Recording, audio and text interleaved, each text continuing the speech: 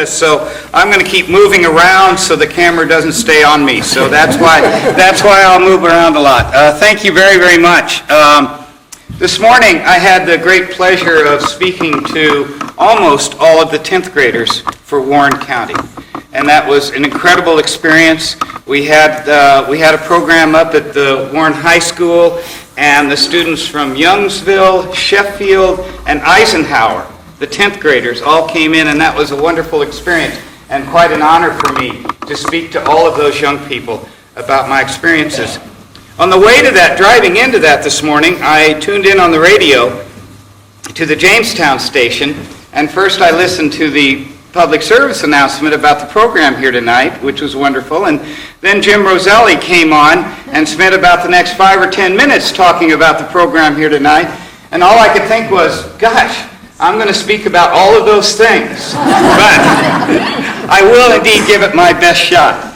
And as Greg indicated, I just came from spending 9.5 years working in Sierra Leone, mostly in Sierra Leone, the last 4 years of it, commuting an awful lot to The Hague, because we did hold one trial in The Hague, and I will get to that. And then, of course, whenever I could, trying to get home to see my wife in Germany. And when I got to The Hague and couldn't get to Germany, she got to The Hague. So we tried very, very hard to make the best of 9.5 long years of essentially living apart. But it is great to be here in Jamestown. Before going down to Sierra Leone, I spent 20 years in the Army as a judge advocate, which of course sent me to Europe first in 1996. So my wife and I spent the last 16 years living overseas. And so it is really great to be back home.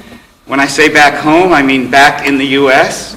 We're originally from Nebraska, but Jamestown has certainly become our home.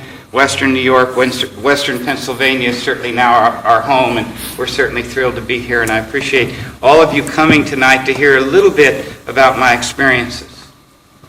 As Greg indicated, and as you all know, Robert H. Jackson is in any respect, by any definition, the father of modern international criminal law. And I had the great pleasure of being part of that legacy for the last 10 years from the point I went down to Sierra Leone. It was Nuremberg, and something new coming into Nuremberg, in that we're going to take those leaders of this vanquished country, and we're going to apply the rule of law to the things that they did, and we're going to try them. We're not going to simply summarily execute them.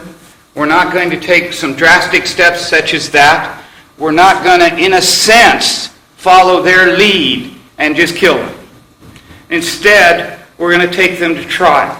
And we're going to try them for the crimes that they committed, give them a fair trial, and then, only then, impose a sentence. And not everyone that went to trial at Nuremberg, particularly the trial headed by Robert H. Jackson, were indeed convicted. Of those 21 that went to trial, 3 were fully acquitted. I think about 11 of them, is that right, were hanged? 11 were hanged. The rest of them received some term of prison. So that's really where it got started. Of course, the trial that you all know about and that Robert H. Jackson led was just one of many in the aftermath of World War II. The Nuremberg trials continued. There were other war crimes trials throughout Germany, conducted by the parties, by the U.S., by Great Britain, and others. There were the Tokyo war crimes trials that you may be familiar with, or at least heard about, conducted on that side. But it created a new way to deal with these kinds of actions and what went on and what came out of World War II. And as I said, that's the legacy that I have been honored to be a part of from the time I went down to Sierra Leone. I spent 20 years in the Army. Part of my duties in the Army were indeed training soldiers in the laws of war, in how to conduct their activity in accordance with the laws of war. And so in some respects, my time in the Army prepared me for going down to Sierra Leone and doing what I was about to do. But what I'd like to do here this evening is take a little bit of time and maybe pick out some of the highlights of those 10 years in Sierra Leone. As Greg Peterson mentioned, we were the first tribunal to bring a head of state to, not to trial, but to a conclusion of a trial.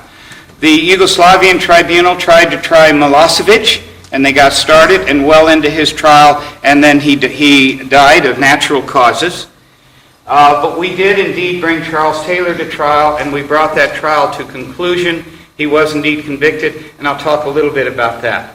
I think, though, getting there, we probably need to talk for just a couple of minutes about Sierra Leone, how our court came to be, a little bit of background about it to kind of set the stage for the Charles Taylor trial. Charles Taylor's trial is the one you heard about, but that's not the only trial we had. We convicted some others.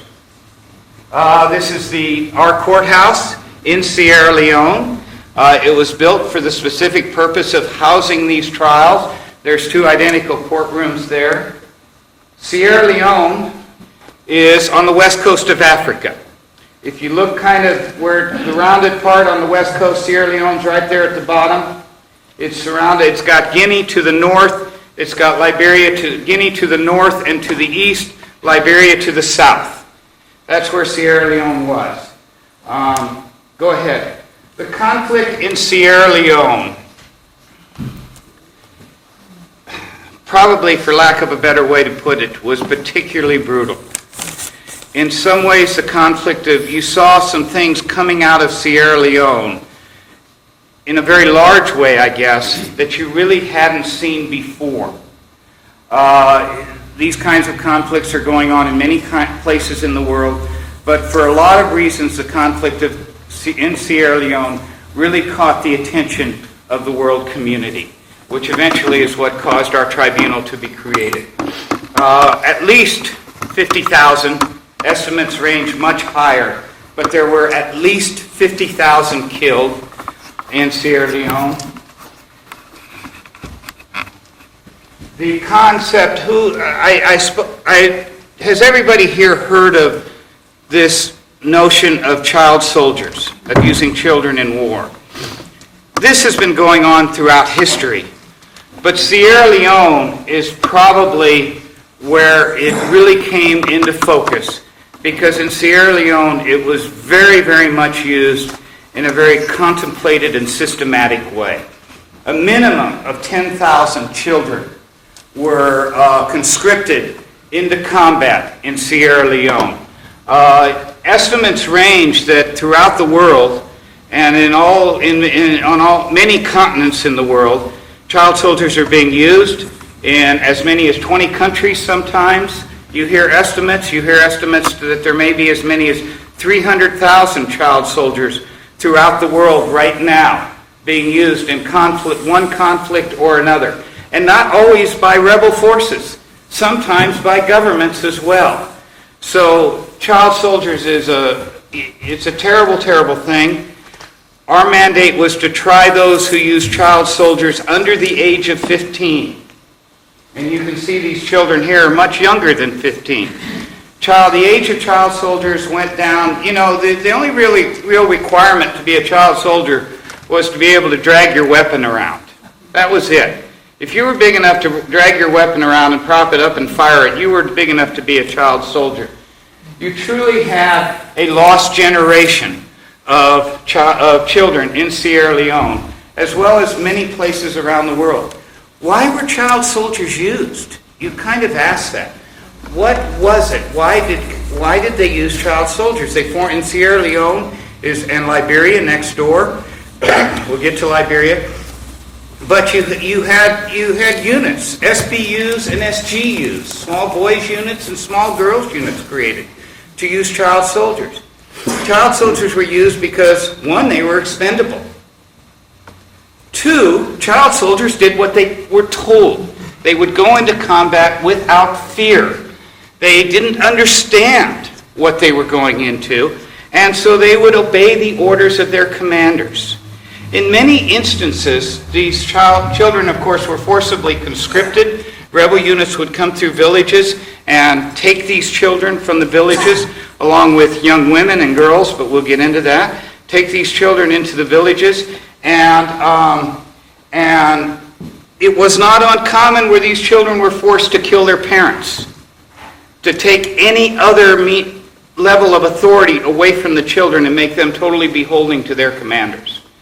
And this is, in many instances, they were drugged on a drug called brown, which is a combination of cocaine and gunpowder, believe it or not.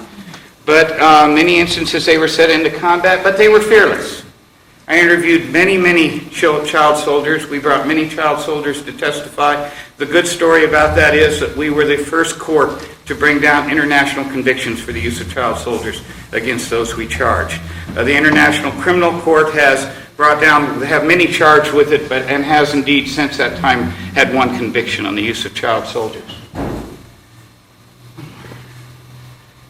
The other thing that caught the world's attention in Sierra Leone, and this hadn't gone on in other places in the world, at least not to the calculated way it did in Sierra Leone, was that the rebels in Sierra Leone, of course, wanted to seize control of Sierra Leone. They wanted to seize control of the government and the people, but that was all about gaining access to the resources of Sierra Leone and the power that came along with those resources. They engaged in a systematic campaign of amputations. They amputated limbs from people. It was known as you can have a short sleeve or a long sleeve. They amputated their limbs off by the thousands in Sierra Leone. Most of these people died as a result of those injuries that they sustained because there was improper medical care throughout the country. Those that did survive, of course, cannot live a normal life. Go ahead. This was one of the lucky ones in that you see he had a prosthetic that he was given, but most of them do not. They live, with the help of others to get through daily lives. Many double amputees. You had children amputated, babies amputated. When I got there, you would see children 3 and 4 and 5 years old in the amputee camps that had their limbs amputated off. And so, again, why was this done? It was a means of terror. It was a means to terrorize the population into submission. The other phenomenon that came out of Sierra Leone was this notion of course, taking women and girls into basically sexual slavery and taking them and holding them for the rebels and to have as sexual slaves. This concept of a bushwife was coined coming out of the conflict of Sierra Leone, where you would forcibly take these women out of their homes and make them essentially wives of the rebel soldiers. In that culture, they then truly became their wives. In that culture, they were a wife, just as if you go down and go before the civil ceremony or get married here with a license and everything else. In their culture, that's what they became. And, of course, in many instances, there were children that came out of this. Like the child soldiers, all of these women, in many instances, can be and never were reintegrated back into their villages because they were ostracized under their culture. They were not accepted back into their communities. So you have a lost generation of children as well who were child soldiers, young women and girls who were subject to some kind of gender violence. This is what we went into. We also had a country that was pretty much totally devastated. Upcountry in particular, most buildings were destroyed. The infrastructure of Sierra Leone was not good going into the conflict, and coming out of the conflict was virtually non-existent coming out.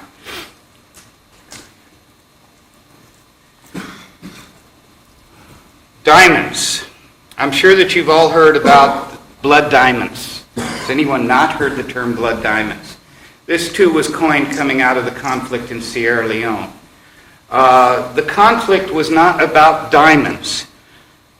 The conflict was about power and gaining control of a country, of its people, of a region. But diamonds were the means to accomplish that. Because diamonds in that part of Africa literally come to the surface. And mining them is like what you saw on the first slide there. It looked like they were panning for gold. No, they were panning for diamonds. And as well as digging very shallow pits to find these diamonds.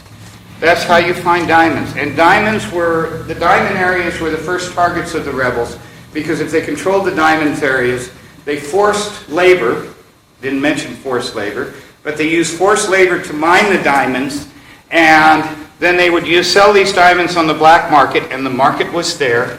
In recent years, there's been a worldwide process and known as the Kimberley Accords to try and control the flow of illegally obtained diamonds.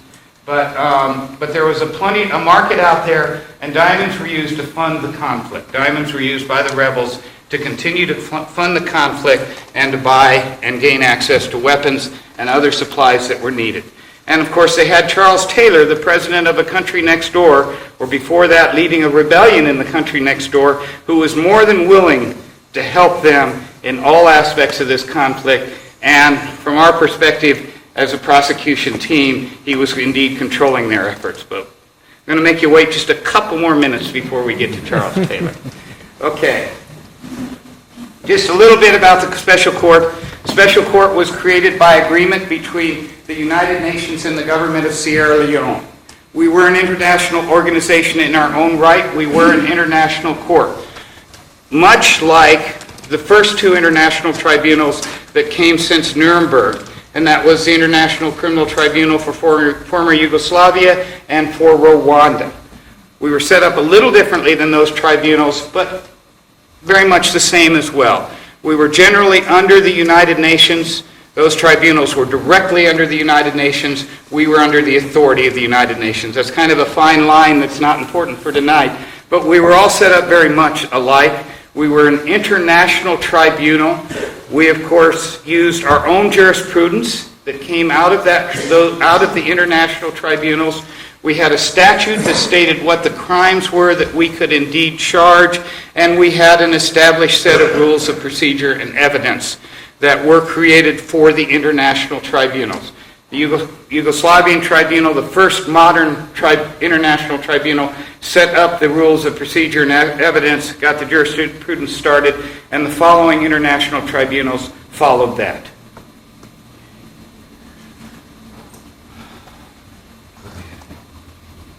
Our mandate, quite simply, was to prosecute those who bared the greatest responsibility for the crimes that took place in Sierra Leone after November 1996. We were never set up to try all of those responsible. We were set up to try the leaders. Okay.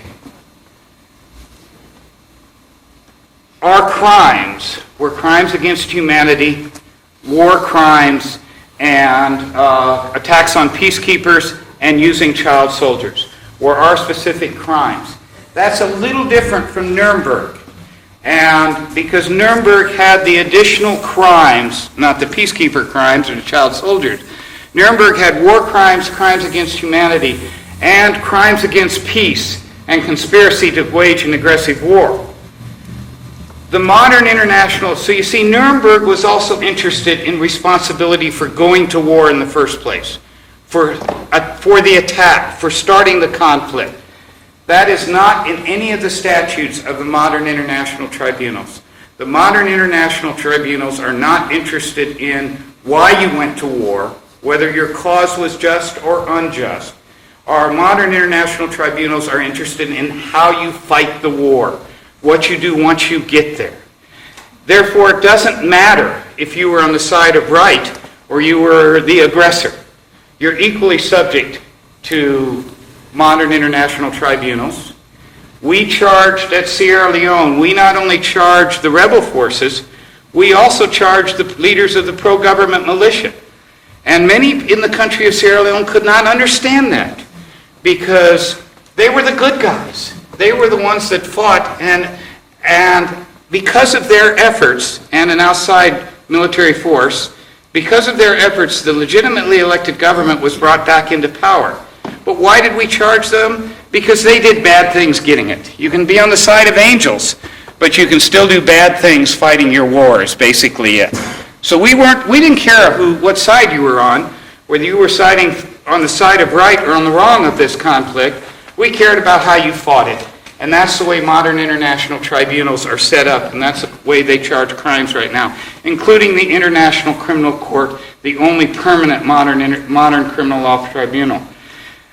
The International Criminal Court is looking at aggression, and quite possibly someday in years down the line, they started that process a few years ago at their Assembly of Party States when they reviewed the statute to the International Criminal Court, and eventually charging someone for aggression may become part of that court, but not now. Now we care about how you fought it. War crimes and crimes against humanity, you think, what are these crimes? Well, war crimes are murder, they're rape, they're extermination, they could be genocide. But many of the crimes that we think of and that are tried right here in this courtroom, but they're done in the context of an armed conflict. To hold someone responsible for a war crime or a crime against humanity, you're either a direct participant,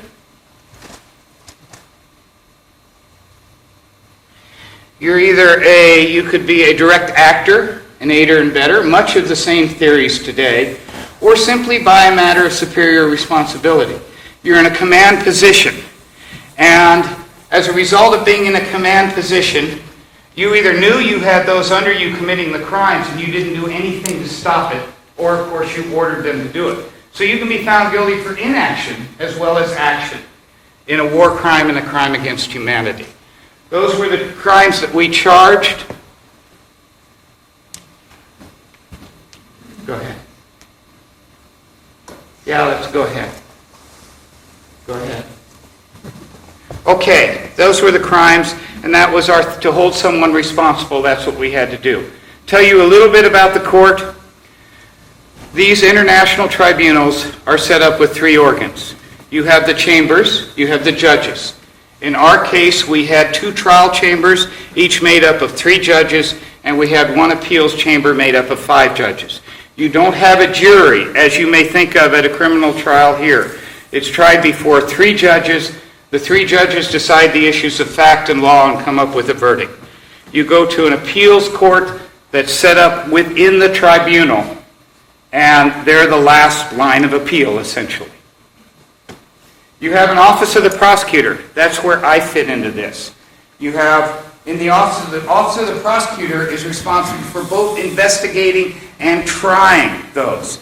So you kind of take, to try and think about how does that equate to here, you think about your police force, but more maybe if you have a detectives division, a criminal investigation division, the investigators on a police force, and then you have the district attorney's office. They're combined in the office of the prosecutor. The prosecutor is responsible for both investigating and indicting and trying. That's what the prosecutor does.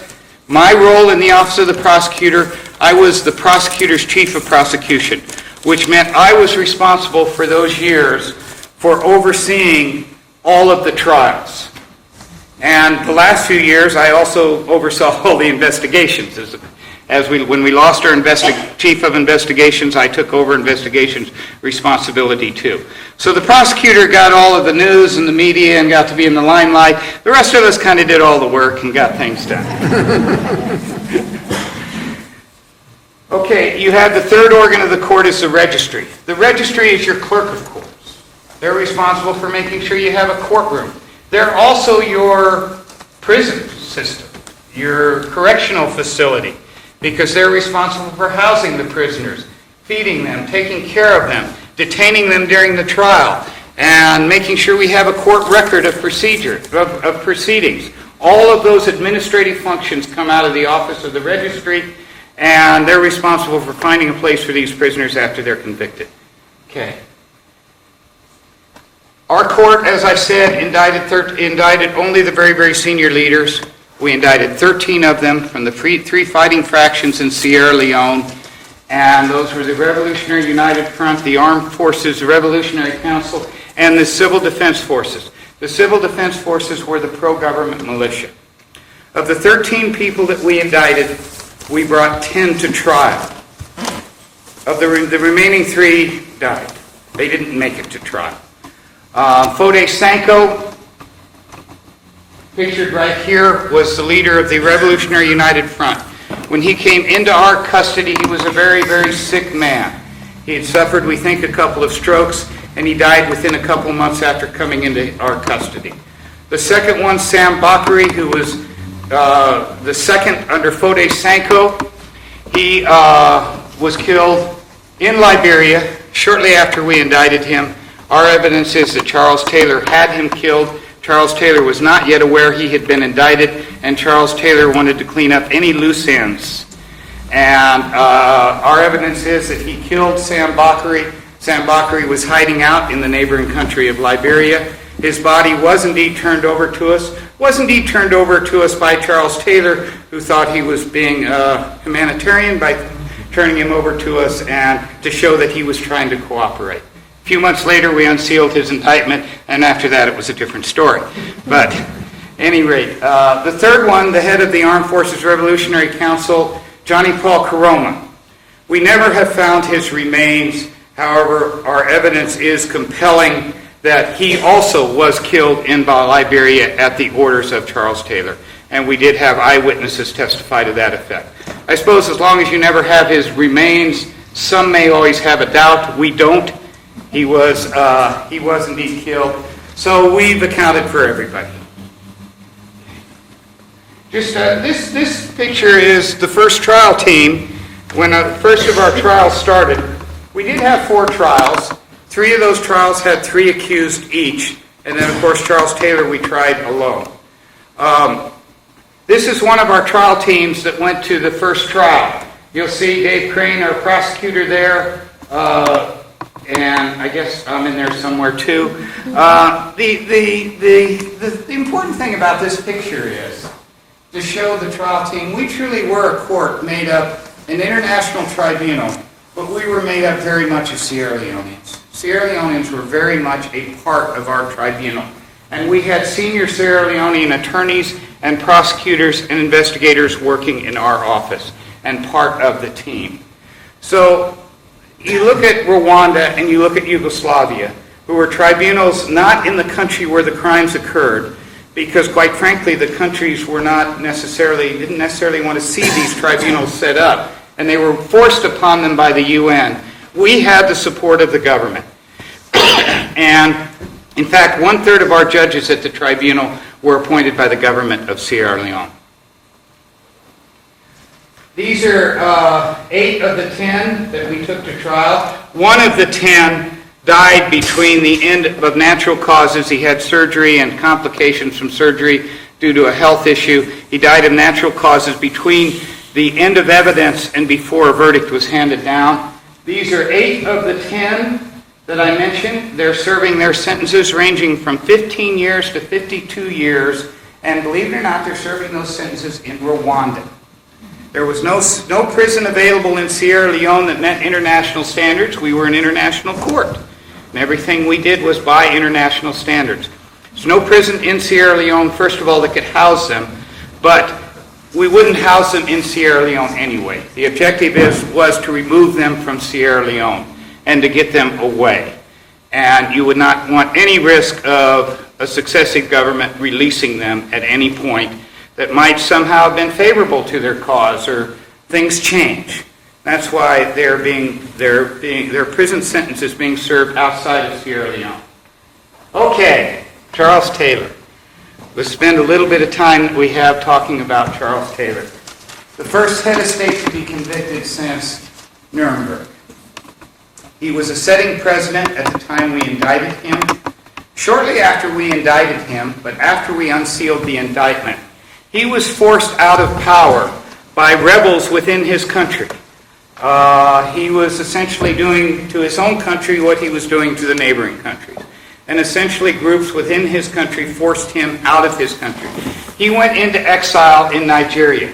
The biggest problem for international tribunals, one of the biggest problems, is getting your hands on those people that you have charged and bringing them to trial. And you can only do that with the support of the international community, because you don't necessarily have them. Look how long it took to get Milosevic out of Serbia. Look how long it took to get Mladic out of Serbia, and many of those. Look at the International Criminal Court, who's indicted another head of state, Bashir, out of Sudan. How long ago was he indicted? It's been 3 years, 4 years now since he's been indicted. Countries that are signatories to the International Criminal Court, and he has visited those countries, and they've refused to enforce the arrest warrant from the International Criminal Court when they have a legal obligation to do so because they have signed on to the International Criminal Court. And when you sign on to it, you agree that you will enforce orders out of the court.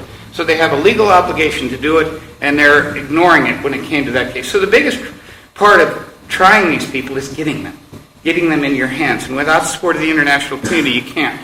Charles Taylor went to Nigeria, and he was in exile in Nigeria for almost 3 years.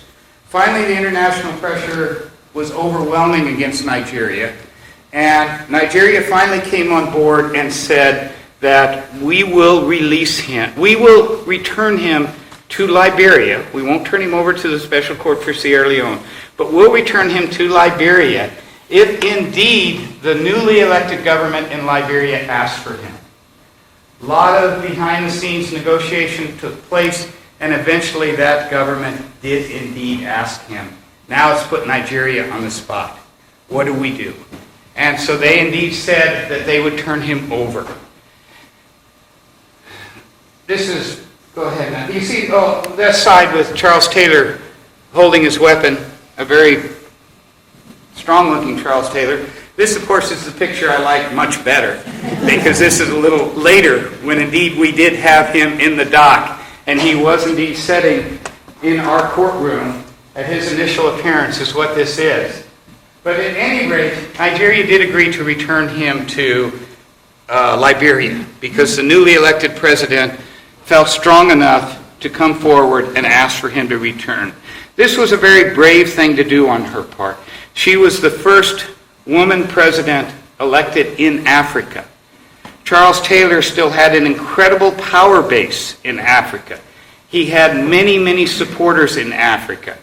But she finally felt that comfortable enough in her position that she came forward and asked for his release. She asked for his release, and Charles Taylor suddenly disappeared. He was suddenly gone, missing from his place of exile in Nigeria. Funny how that happened. How just as Nigeria agreed to return him, he suddenly disappeared. That also coincided with the president of Nigeria's visit to the United States, and he wanted to visit. He wanted an office call with President Bush. Word may have gotten out that that wasn't going to happen. Suddenly, Charles Taylor was found escaping over the border from Nigeria into Cameroon in a vehicle with diplomatic plates and 2 rice bags full of money. Or 1 rice bag. Doesn't matter. We never saw any of the money. But at any rate, Charles Taylor was captured. He was indeed put on a presidential jet and flown to Liberia. I show this picture. We happened to have 2 of our investigators in Liberia at the very moment that he landed. They were waiting at the airport for him. The United Nations peacekeeping mission in Liberia had been given the mandate by the Security Council that if Charles Taylor ever came under their authority, they were to immediately take him into custody and turn him over to the Special Court for Sierra Leone. They did that. He landed. We had 2 investigators there, and they were on the ground, and they accompanied him from Liberia to Sierra Leone. This picture, I think, is really a great picture, because this picture also shows the amount of cooperation that we had with the government of Sierra Leone and the police force in Sierra Leone. Our investigation section was made up of both international investigators and Sierra Leone police. This greatly improved our ability to conduct investigations in and around the country of Sierra Leone. Yet international investigators who knew the procedures to follow, who knew how to take a statement, who knew what we needed to use that evidence in court. And you had Sierra Leone investigators who knew how to go find it, who knew Sierra Leone, who knew Sierra Leone. They could get to places in Sierra Leone that international investigators could not get to. And this teamwork saved the day for us and enabled us to investigate these crimes and eventually bring the indictments. Okay, this is Charles Taylor sitting in the helicopter or on the way between Monrovia, Liberia to Sierra Leone. This is the helicopter coming in Sierra Leone. We didn't know where the helicopter was going to land, quite frankly. We didn't know. We had just finished a helipad on the court compound. We had, but there was also a UN helipad a couple miles away. That would have created a concern, transporting Charles Taylor from that UN helipad through the streets of Freetown, Sierra Leone. I don't know how to describe those streets, but it would have been a logistics nightmare to do it. But lo and behold, the helicopter came over the hill. 3 helicopters came over the hill. 2 of them circled, while one of them landed with Charles Taylor. Charles Taylor got out. He was escorted from the helicopter about 100 yards to our detention facility.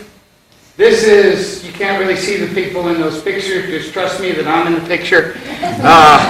This is him arriving and about ready to go into our detention facility. Go ahead. That's not a picture taken that night, but that is a picture inside our detention facility. He went in there. Earlier in the day, I had gone down and visited the Attorney General of Sierra Leone. Because of the nature of our court, he was symbolically turned over to the police of Sierra Leone, who then turned him over to our detention staff. And I went over and briefed the Attorney General on what they had to do and read him his indictment and read him his rights and do these things. We sat in there from right here as all of this took place, and he was now ours to take to trial. After that moment, we may have tipped 1 or 2, I don't really recall, but we may have had a cause to celebrate just a little bit. That was my prosecutor at the time. On this picture is, go ahead, there we go. This was our later prosecutor. I put that, Brenda Hollis, who is now the current prosecutor of Sierra Leone, a little blurry for her in the picture, but that was one of the few times that you ever saw Brenda smile. So that was one of the reasons for throwing up the picture. If you notice this one and the last picture, they were, of course, as I said, 2 of my bosses. The security around the court at that time was intense. We had a contingent of Mongolians there protecting the court facility. These guys are tough, let me tell you. We felt very, very safe with the Mongolians around. Go ahead. This is the team that indeed went into the initial appearance of Charles Taylor, the prosecution trial team. There we are in the courtroom, and there's Charles Taylor sitting in the dock at his initial appearance. Something we waited a number of years to see. Okay, Charles Taylor, shortly after this, was transferred to The Hague. We conducted our first 3 trials in Sierra Leone. There was very, very much a concern that Charles Taylor staying in Sierra Leone would disrupt regional security. If you recall, I mentioned earlier, Charles Taylor still had an incredible base of support in Liberia. Many of these people were still armed and still had capabilities to do things. And they were very, very concerned that keeping Charles Taylor in Sierra Leone, that this would disrupt it, that they might try to do something, either get him out or do other things to disrupt that region in the country, Sierra Leone or Liberia. And so Charles Taylor was transferred to The Hague. This took place in June of 2006. He came into our custody in March of 2006. June, we transferred him to The Hague. Unfortunately, it took another 1.5 years before the trial actually began in Charles Taylor's case. Charles Taylor trial lasted for 13 months. We presented the evidence of 100 witnesses. 94 of those witnesses we brought to court. And many of those witnesses, and this is where I have to make a comment about just how incredibly brave the people of Sierra Leone were and those witnesses that came forward to give evidence for us. And I point this out for several reasons. One, of course, many of these victim witnesses were indeed victims. We brought many witnesses to testify about how they suffered. If they had not been victims of amputations themselves or sexual violence, it was very compelling when we put a witness on the stand that is a double amputee. He does not have either hand because that's what was done to him in the conflict.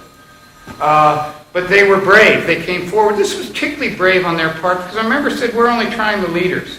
There are thousands upon thousands of perpetrators and the lowest level of fighter wandering around Sierra Leone, living in and among the witnesses that came to testify on our behalf. It was incredible on their part and how brave they were to want to see justice come to their country, to come forward and get evidence in our cases.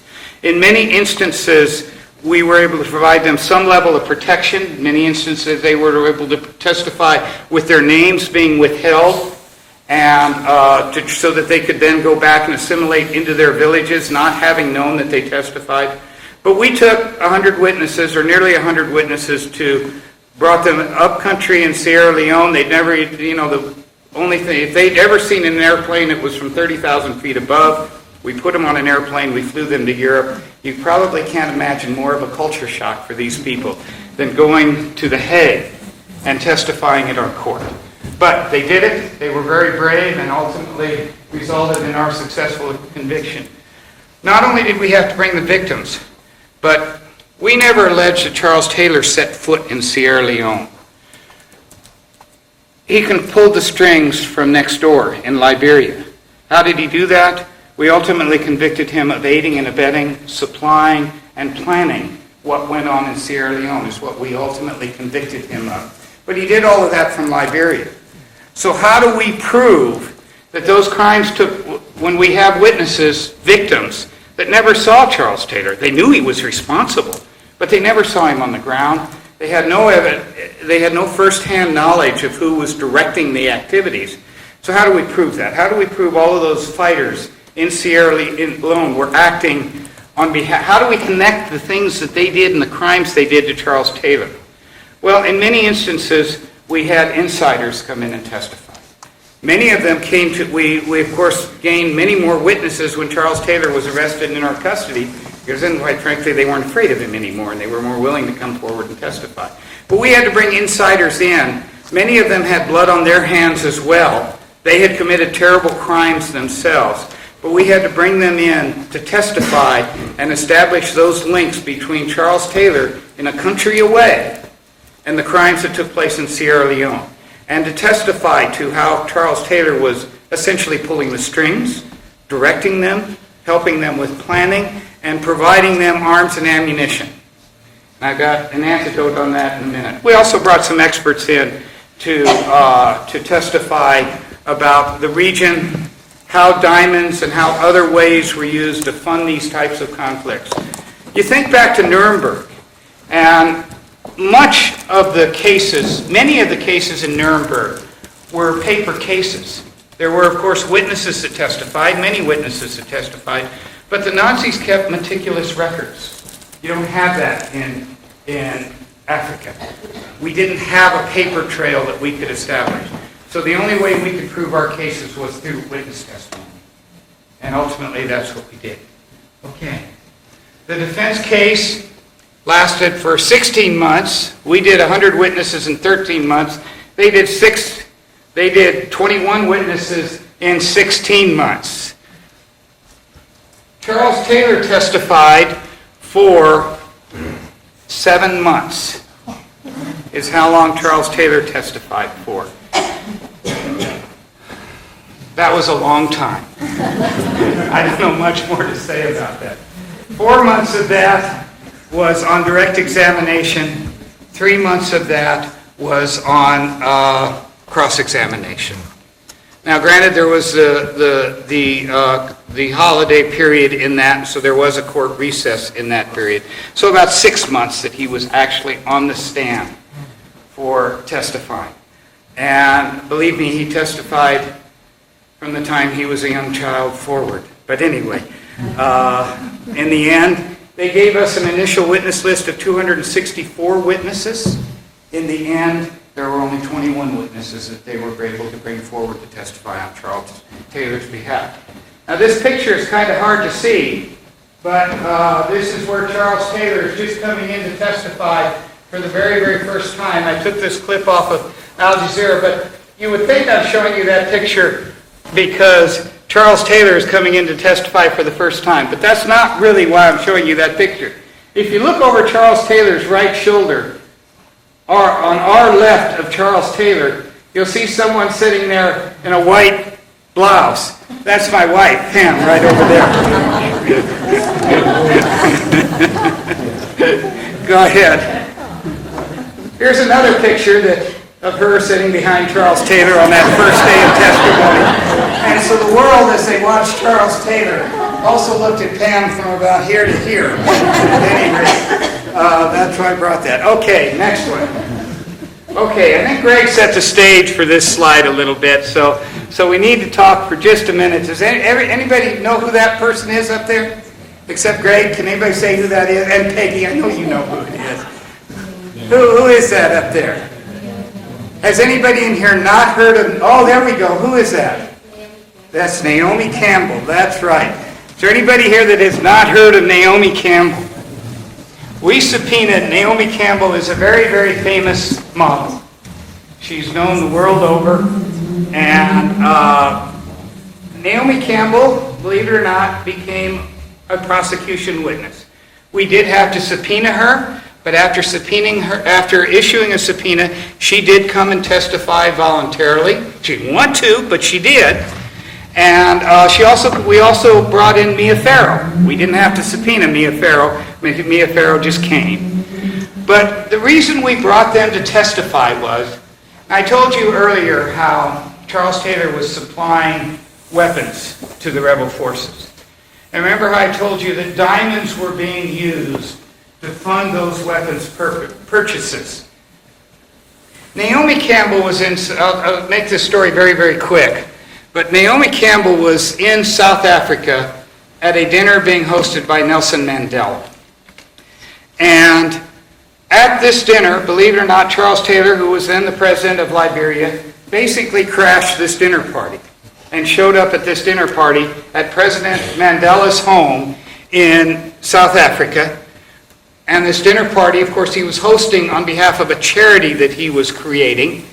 And Naomi Campbell and Mia Farrow was at this dinner party because they were in South Africa to help promote this charity that was just being established.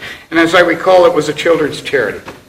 Well, Charles Taylor and Mia Farrow struck up a conversation at that dinner. And essentially, our evidence had it that later Charles Taylor, at this dinner party, he offered her some diamonds. And later,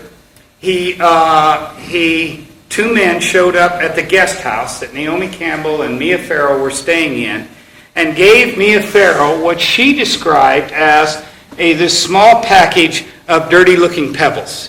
And when you're looking at raw, uncut diamonds just taken out of the ground, that is indeed what you have. Now, this information kind of had to be drug out of Naomi Campbell because, one, she was probably very, very embarrassed about this happening. And at the time, this was in 1997, at the time not knowing who she was talking to at this dinner party, even though she had been warned to stay clear of him. But at any rate, we were able to bring in through Mia Farrow and Naomi Campbell the evidence that Charles Taylor was in South Africa, and evidence that supported he was indeed in South Africa with raw, uncut diamonds. We had presented other evidence at trial that shortly after this meeting, this dinner party, that Charles Taylor had been in South Africa and that he had used raw, uncut diamonds to fund a weapons purchase that was eventually delivered to the rebels. And so what we were able to do was we were able to tie Charles Taylor into first having raw uncut diamonds, which he had claimed he never ever had, so we caught him in a lie. But that visit to South Africa, putting diamonds in his possession, coincided with a weapons shipment. And so you put all of these pieces together, and it was just one more line of evidence that we had, putting Charles Taylor being the supporter and the supplier of this conflict going on in the neighboring country. Now, when Naomi Campbell came to testify in The Hague, that was more publicity than we had ever gotten at our trial.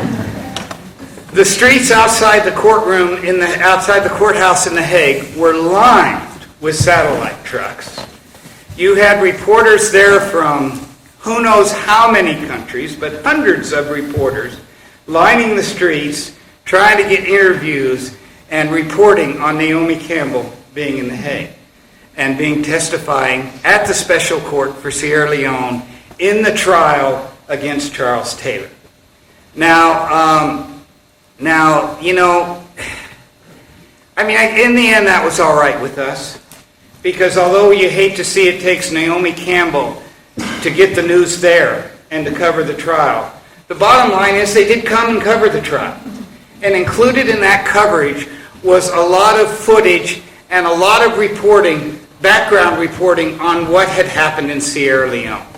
And so it brought this terrible conflict and these terrible atrocities back into the spotlight and back into the world spotlight, just to indeed show that we had leaders and that we were trying to hold them responsible. This had never happened in Africa before, certainly. Not at this level, not trying a head of state. You just don't prosecute African heads of state. They go into exile and they remain there in their last years. And in fact, that's head of states all over the world that has committed these crimes. It's not just in Africa. But this shows that it was indeed happening. And for that reason, the publicity was just fine. It may have taken Naomi Campbell to get the publicity there, but it was just fine. Of course, I said we convicted Charles Taylor on all 11 counts that we had charged him with. Very, very successful conviction. And he was sentenced to 50 years in jail. He will most likely serve his sentence in the United Kingdom. When we moved Charles Taylor to The Hague, who has the International Criminal Court and the Yugoslavian Court, wanted a couple guarantees before Charles Taylor went to The Hague. We still tried him. The Special Court for Sierra Leone tried him. We tried him in the facilities of the International Criminal Court. In other words, we rented a courtroom from them. But we tried him. But The Hague wanted two guarantees before they would allow the trial to take place there. First guarantee they wanted was that Charles Taylor would have no recourse to Dutch courts, that he couldn't bring some unlawful detention action or bring some suit in a Dutch court, that he would have no recourse to Dutch courts. Second thing they wanted was a guarantee that if he was convicted, he would go to prison somewhere else, that he wouldn't stay in The Hague. The UN Security Council passed a resolution that basically said, as Charles Taylor, that authorized the move to The Hague, and basically said that the only jurisdiction over Charles Taylor will be by the Special Court for Sierra Leone. There will be no other entity or whatever that would have any authority over him. That was the first one. The United Kingdom came forward and said that if he's convicted, he can come here and serve his sentence in our prisons. He is still in The Hague because the appeal is still ongoing. The verdict was last April. The sentence was last May.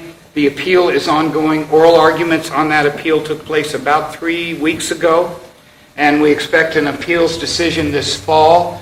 The trial chamber judgment was 2,600 pages. I don't know. Have you ever written a 2,600-page judgment? Oh, sure. That's just a day's work. The judgment was 2,600 pages, and I don't think that was including annexes, but anyway. But so the appeals chamber has a little bit of work ahead of them. We expect an appeals decision by sometime this fall. At that point, the case will be over, and our cases will be complete. minute of mention about the residual special court. These courts can't go away as long as you have people in prison that you have convicted, because there may always be issues that come out of their detention. There, whether it's applications for early release, whether it's applications that we have newly discovered evidence and it should be heard. Whatever the case may be, there has to be some residual court left over to handle these cases. You don't think about that here. You don't think about that in a domestic system because your courts are always there. They're always there to deal with these kinds of issues that come about. But at the international tribunals, except for the International Criminal Court, which is a permanent tribunal, the other tribunals are temporary tribunals. They're there. Our mandate was to try those responsible. Well, we've done that. Our work's done. But the court can't completely go away as long as it has people in prison. So there will be a very, very small residual court that will stay behind to deal with the archives, all of the records of the court, and to deal with any applications that may come out of those in jail. Okay, let me just finish up to talk a little bit about the court's outreach program. One of the things that we tried very, very hard to do in Sierra Leone was to help the people of Sierra Leone to understand what we were doing and why we were there. They were very, very supportive, and they were just a sponge when it came to informing them of what was going on and to trying to have them be involved. I traveled throughout the country of Sierra Leone for the entire time I was there, but particularly after each event. I would travel throughout the country of Sierra Leone, and we would have town hall meetings. I would speak at schools. I speak at all of other places, along with the members from the registry, sometimes members from defense, and we would talk to the people about what they were doing. It was funny. I always had two questions. One, they always knew Charles Taylor was responsible, and the other thing was, why isn't he being sentenced to death? Well, our tribunal did not have the death penalty. None of the international tribunals have the death penalty. The only thing they can do is give a term of prison.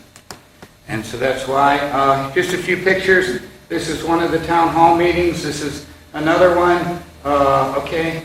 And this is the neat thing about this town hall meeting is you see the first, right up in front are a lot of children from the local school. And so okay. This is myself and the registrar, the senior administrative officer of the court at one of the town hall meetings, okay? This is probably one of the better bridges in Sierra Leone. Getting to some of these villages was a chore, and we actually could have walked there faster than driving, I think. Go ahead. It's another picture of the road coming up. Okay, and this one and one more. The one more. I tell you, a lot of terrible things happened in Sierra Leone. But the Sierra Leone people are truly a wonderful people. And, for me it was an honor to be in some way, or, to have contributed in some way to help bring justice to the people of Sierra Leone coming out of this conflict.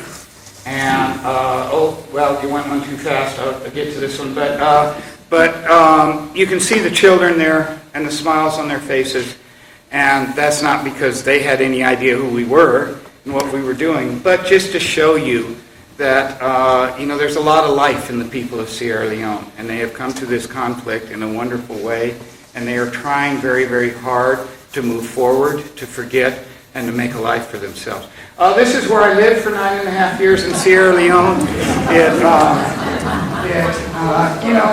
We hoped for a few more amenities, but you had to take what you get. Go ahead. Actually, this is where I lived for the first 2.5 years there. This also served as the office of the prosecutor and our offices for the first 6 months I was there until the court facility was built. The court facility, you saw the courthouse, which kind of looked cool, but our offices we were in Container City for our offices. They were blocks of 12 containers bolted together, and those were our offices. And I guess I could close with this one. That indeed was my office for part of the time in Sierra Leone. The last 4 or 5 years, I actually had 2 containers, so I had a bigger office. This was my office early on where I only had 1 container, but anyway. So that's an awful lot of 9.5 years in just about an hour. But it was an honor for me to do what I did, and let's take some questions. That were certainly, as time went by in Sierra Leone was just coming out of conflict when we got there. And there was a UN peacekeeping force in Sierra Leone of 15,000 plus. So you had a lot of security around. We had court security. One of the pictures in there when I showed us all standing outside, several of those people standing in that group were close protection officers. The prosecutor traveled with a close protection officer wherever he or she went in Sierra Leone. The judges did as well. I never felt particularly unsafe, but you just stayed aware of your surroundings, and the court was always on the lookout and would inform us of any particular threats, and we would avoid those. Yeah. Brian? Yeah, were the courts operational in Sierra Leone when you arrived? Yes. If so, what was the negotiation like in determining the scope of the power of the court that The local courts were not involved in that. The very, very short background on that. The Sierra Leone government, unlike Yugoslavia and Rwanda, came to the UN and said, we would like to see a court established in our country, but we certainly don't have the means to try these people or the ability. And so that's when I say the court was set up between the United Nations and the government of Sierra Leone. But at that point, the Security Council, a report was done for the Security Council, and that's where the statute came from.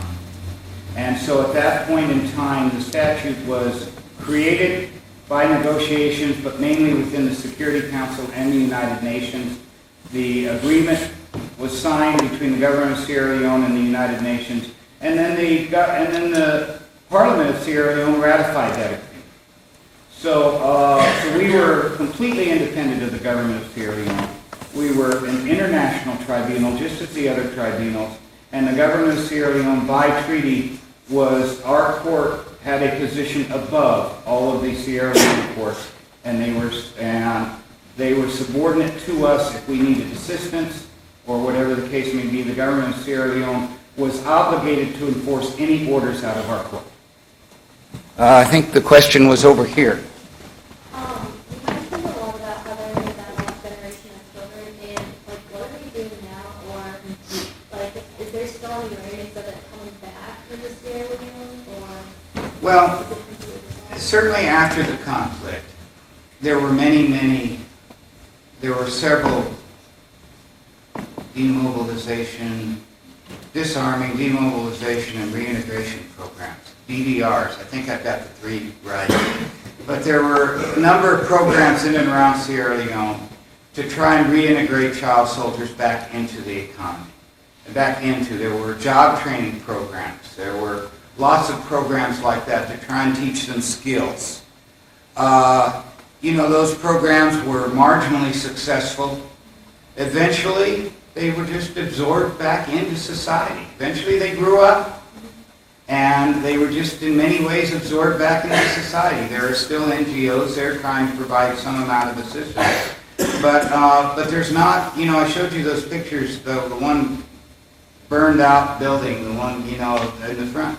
Most upcountry still looks just like that, where they had hard buildings. Most of them are still just like that and destroyed because there's no means to rebuild the country. The country's slowly rebuilding. There's still aid coming into the country, not like the level it was. But most of them have been absorbed back into society. Yeah. Okay, let's take a couple more. This one next, and over here. Do you think they'll ever get the death penalty? No, I don't think that the international tribunals will ever adopt the death penalty. I don't. That's the short answer. I had one over here. In hindsight, the 10 years that you spent in the country, knowing how it affected you back then and where you are now, if you were offered the job again, would you say yes? Well, it's not a matter of knowing what I know. No, I mean, you know, the work was rewarding. You felt like you were doing something. You felt like you were making a difference. So it's not so much that. I would still feel that way going back, but it was time for me to come home. and, you know, that's a long time over. And I stayed to the end because I wanted to see the trials through, and that was a number of years longer than we ever expected those trials to last. But, you know, I feel like I don't know that I would have an interest in doing that. Never say never, but I don't know that I would have an interest. I think there was... I want to say that I think it's interesting that he chose for his next job the head of the Robert H. Jackson Center. Well, And I think he's really finding a way to continue the mission. That's right. Without, yeah. Let's go with that. Yes, if you had to enforce a subpoena against somebody like Leone Campbell, how would you do it? Well, you see, that's one of the differences between our court and the other international tribunals. Countries are asked to enforce our subpoenas. Nigeria, of course, did not. They did not support our arrest warrant. But countries, we did not have an enforcement authority by our court from the UN Security Council, generally speaking. I mean, our orders, Rwanda and Yugoslavia, because they were created by the Security Council, they have the enforcement powers of the Security Council. So their subpoenas, their arrest warrants, had the weight of the Security Council behind them.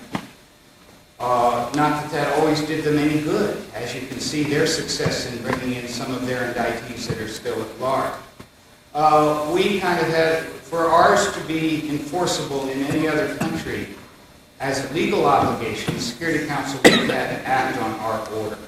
But countries still had, and let's say, a moral obligation, because we were an international tribunal, we were created under the Security Council to enforce our orders. And Naomi Campbell's home is in London. The United Kingdom was one of the biggest supporters of our court, monetarily. The U.S. funded our court. The United Kingdom was number 2. And I think that if we had asked the United Kingdom to enforce a subpoena in their country, they probably would have done it. It didn't come to that. She came voluntarily. Yeah. Okay, I think I had, we're probably running out of time. I think I had, did I have one more question over here? I was going to ask how the court was funded. It was through the Our court, the Yugoslavia and Rwanda were set up and funded by the UN, and the country's contributions to the UN paid for those courts. For most of the life of the Court of Sierra Leone, it was funded by voluntary contributions from countries wanting to see us do our work. The U.S. was the biggest contributor. The United Kingdom was number 2. The Netherlands was a big one. Canada was a big one. Several countries that were big contributors. For several years during the life of our court, the UN did have to fund it and give a subvention grant through the UN to fund our courts, because that was a little donor fatigue, might be the best way to describe it. And so the UN came through and ensured that we had operating funds to continue our work.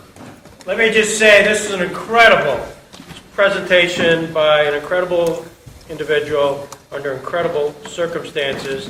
I am just thrilled, Jim, that you make this presentation on the 121st Robert H. Jackson birthday, because it is a direct legacy of what Justice Jackson did in Warren to what you did, your services. And you must know that these are real humanitarians. The lawyers who commit their lives to conducting and prosecuting international humanitarian law are cut above most other lawyers. Other lawyers, excuse me, but sorry guys, I don't care. But, yeah. So, really, Jim, thank you very much, because you notice